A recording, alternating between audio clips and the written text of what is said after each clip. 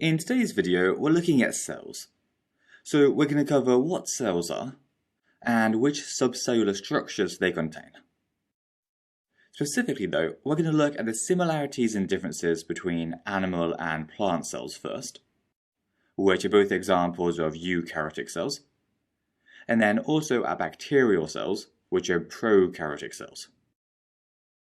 So hopefully by the end of the video, you'll be able to label all the different parts of a cell and to describe what each of them do. Let's start with what cells are. You can think of cells as the basic building blocks of life. And what we mean by this is that they're the smallest unit of life that can replicate independently. So if we took an animal or a plant cell, they could divide into 2 cells, then into 4 cells, and so on.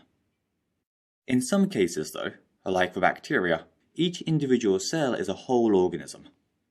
So when they divide like this, they're also reproducing, because every division produces a whole new organism. Animals and plants though are multicellular, which means that they contain loads of cells. And so when their cells divide like this, they're normally just growing or replacing dead cells. They're not normally making whole new organisms.